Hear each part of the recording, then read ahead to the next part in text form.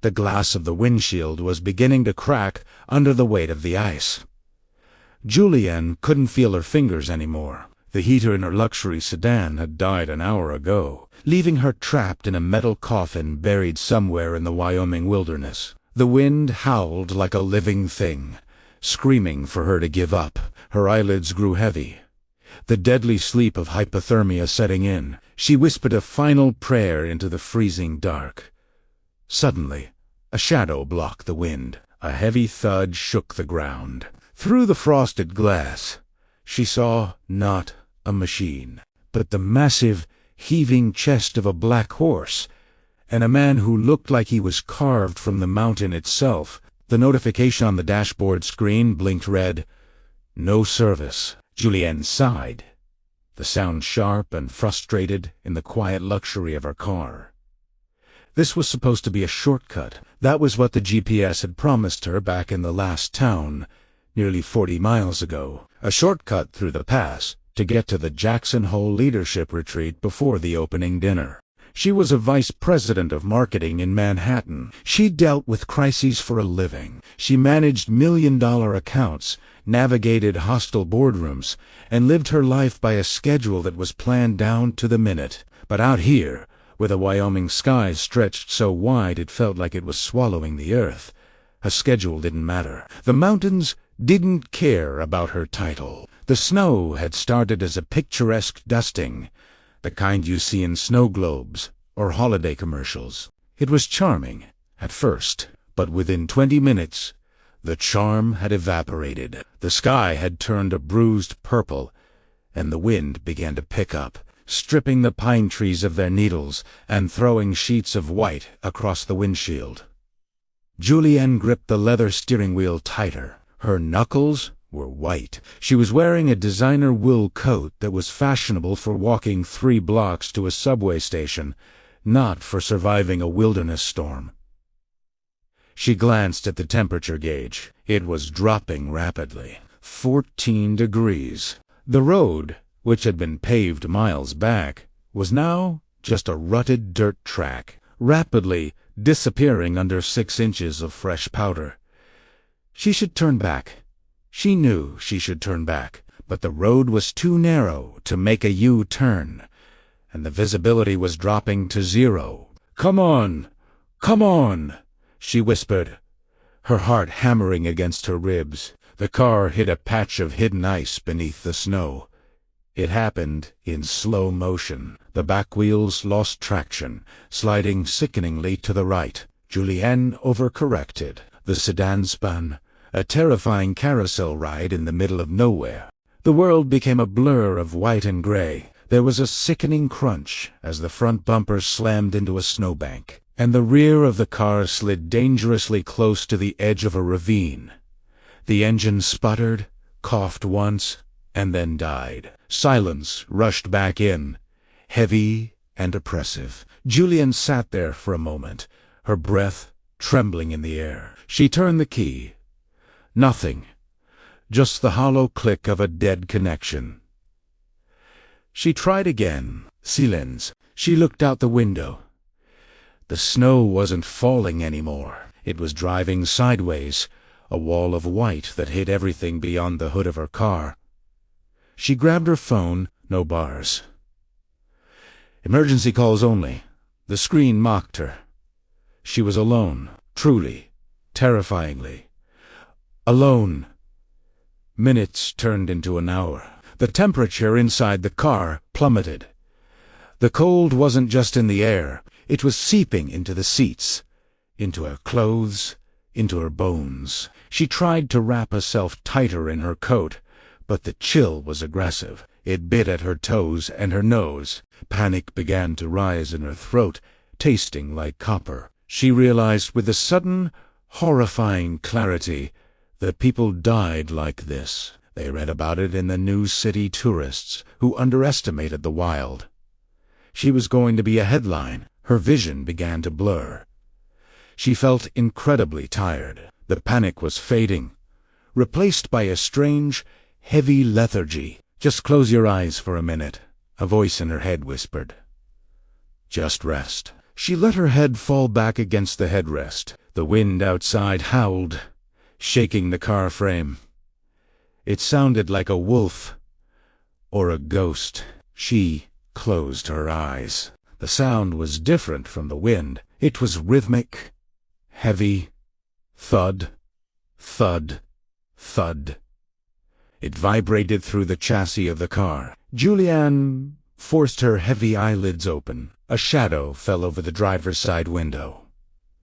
It wasn't a tree, it was moving. She wiped the frost from the inside of the glass with a numb hand, and I looked back at her. A large, dark, liquid eye. A horse. Then a fist hammered on the glass. She screamed, but it came out as a weak rasp. The door was wrenched open. The wind roared into the cabin, instantly stealing whatever meager heat was left. A man stood there. He was huge. That was her first thought. He seemed to take up the entire doorway. He was wearing a heavy shearling coat, a hat pulled low over his eyes, and a scarf wrapped around his face. Snow coated his shoulders like armor. "Can you move?"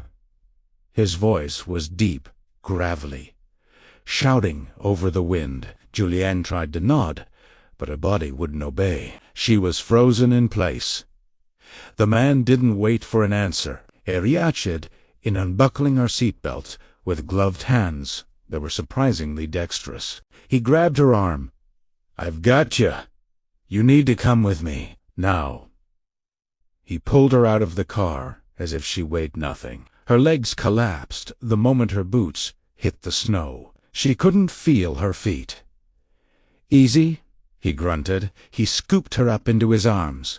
He smelled of wood smoke, wet wool, and horse. It was an earthy, overpowering scent that filled her nose. He carried her to the massive black horse standing stoically in the storm. "Hold on to the saddle horn," he commanded, lifting her up. He swung up behind her, wrapping one arm around her waist and pulling a heavy wool blanket over both of them. "Where? ... She tried to speak, her teeth chattering so hard it hurt. "Save your breath," he said, his chest vibrating against her back. "We've got 3 miles to the ranch. Keep your head down." The ride was a blur of misery and comfort. The wind tried to tear them off the mountain, but the mound behind her was an immovable object. He radiated heat.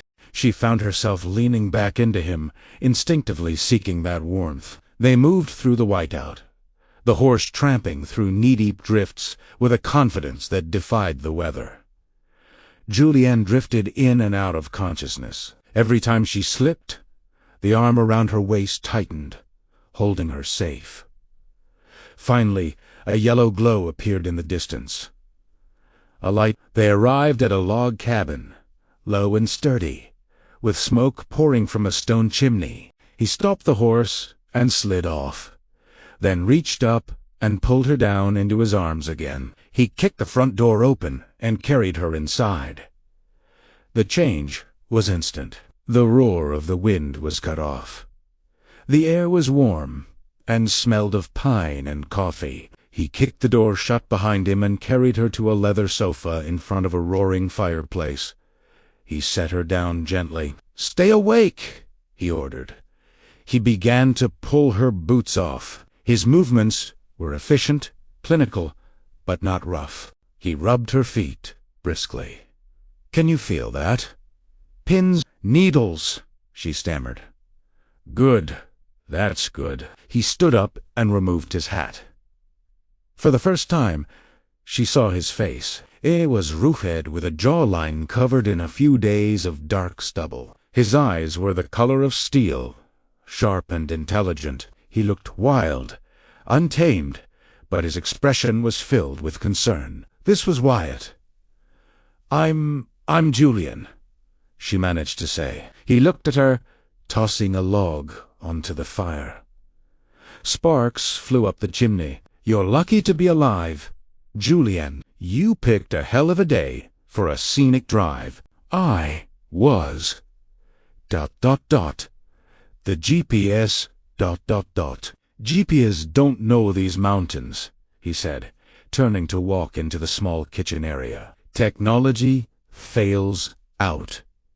Only thing you can trust is your gut and the weather. You ignored both. It was a rebuke, but his tone wasn't angry. It was He returned with a mug of steaming broth. Drink, slowly. She took the mug with trembling hands. The heat seeped into her palms. She took a sip. It was salty and rich. Thank you, she whispered. He didn't smile. He just nodded, sat in the armchair opposite her, and watched her to make sure she kept drinking.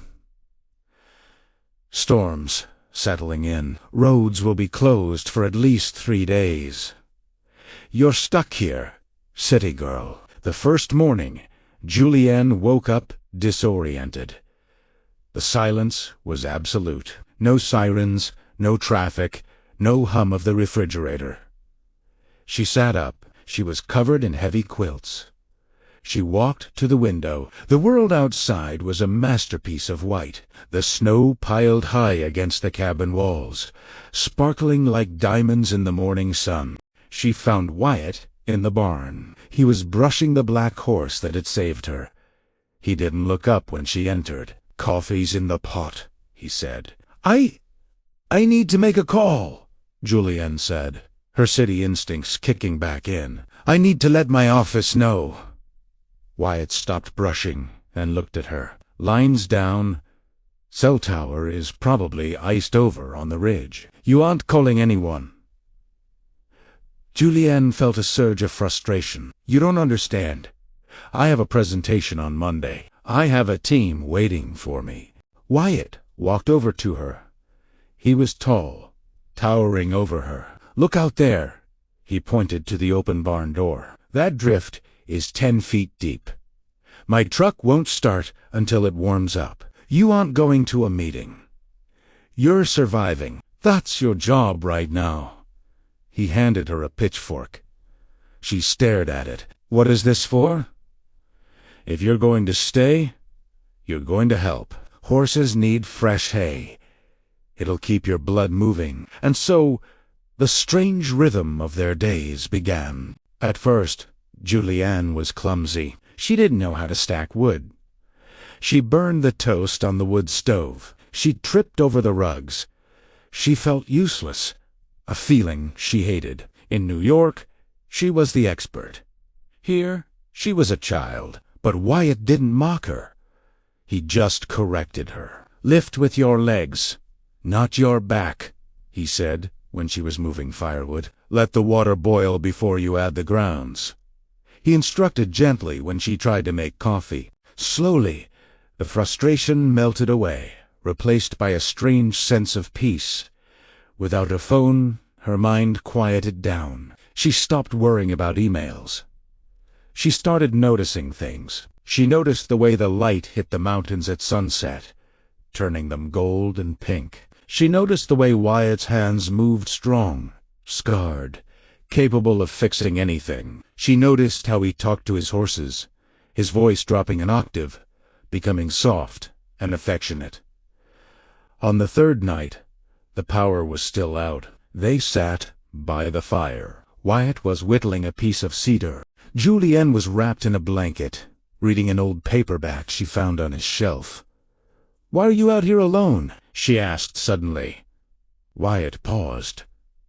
The knife stilled against the wood. People are complicated. Horses make sense. Mountains make sense. Don't you get lonely? He looked up at her. The firelight danced in his eyes. Sometimes, but peace is worth the price of admission. He looked at her, really looked at her, in a way no man in the city ever had. They looked at her appearance. He looked into her. What about you, surrounded by millions of people in that city? You lonely? The question caught her off guard. She opened her mouth to defend her life, her success, her friends, but the words died in her throat. Yes, she whispered, I think I've been lonely for a long time. The air between them grew thick, charged with an electricity that had nothing to do with the storm. Wyatt leaned forward slightly. Julianne's heart skipped a beat. She found herself leaning in too. The distance between them closed. She could see the flecks of gold in his gray eyes. She could feel the heat radiating from him. He reached out, his rough hand brushing a stray lock of hair behind her ear. His fingers lingered on her cheek. His skin was calloused, but his touch was incredibly tender. "Julianne!" he breathed. The log in the fireplace popped loudly. A gunshot of sound. They both jumped, pulling back. The moment shattered, but the tension remained, humming in the air. Wyatt cleared his throat and stood up. I need to check the generator." He walked out into the cold, leaving Julianne touching her cheek where his hand had been. On the 5th day, the sound of an engine broke the silence. Julianne was in the kitchen, kneading dough for biscuits, something Wyatt had taught her. She froze. Through the window, she saw a massive orange snowplow coming up the long driveway, followed by a sheriff's truck. The road was clear. Wyatt walked in from the porch. He looked at the trucks, then at Julianne. His face was a mask of stone. The warmth she had seen by the fire was gone, replaced by the stoic rancher she had met on the first night. "Looks like your ride is here," he sighed flatly. Julianne wiped the flour from her hands. "Wyatt, sheriff can take you into town. You can get a rental car there. Get back to your meeting." He wouldn't meet her eyes. He busied himself with his gloves. "Do you want me to go?" she asked, her voice trembling. Wyatt stopped. He looked at the luxury coat hanging by the door, then at her. He saw a woman who belonged in boardrooms, and he saw a world he didn't fit into. He thought he was doing her a favor. "You don't belong here, Julianne," he said, his voice rough. "You have a life waiting for you. A big, important life. This ... He gestured to the small cabin. The simple room. This was just an accident. A detour. It felt like a slap. Julianne straightened her spine. If he was going to be cold, she would be professional. That was her armor. "Right?" she said, blinking back, tears. "You're right. It was just a detour." The departure was hurried. The sheriff was friendly, asking if she was hurt. She barely heard him. She packed her few things. She stood on the porch. Wyatt stood by the barn, one hand resting on his horse. "Thank you," she said stiffly, "for saving my life." "Take care of yourself, city girl," he said. He tipped his hat. He didn't come closer. He didn't hug her. She got into the sheriff's truck. As they drove away, she watched in the side mirror. Wyatt stood there, a dark statue against the white snow, watching her go until the truck turned a corner, and he was gone. New York City was loud. That was the first thing she noticed. It was a cacophony of horns, sirens, and shouting that never stopped. Julianne sat in her corner office on the 40th floor. The view was spectacular steel, and glass stretching to the horizon. Her team was celebrating. The presentation had been a success, delayed, but successful. She had just been offered a promotion to senior VP. She looked at the contract on her desk. The salary was astronomical. It was everything she had worked for since she was 22. She felt nothing. She went to expensive dinners. The food tasted bland compared to the simple stew Wyatt had made. She went to parties. The men in their tailored suits seemed small, their hands too soft, their laughter too hollow. She missed the smell of pine. She missed the ache in her muscles after stacking wood. She missed the silence. Most of all, she missed him. She found herself checking the weather in Wyoming on her phone. She would stare at the little cloud icons, wondering if it was snowing on the ranch, wondering if he was sitting by the fire alone. One evening, staring at her reflection in her apartment window, She realized the truth. Wyatt was wrong. The city wasn't her life anymore. It was her cage. The accident in the mountains hadn't been a detour. It had been the destination. You don't belong here, she whispered to her reflection. She picked up her phone. She didn't call the office. She called a real estate agent to list her apartment. Then she called her boss.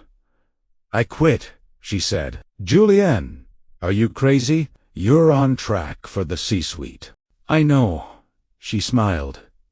The first real smile she'd felt in weeks.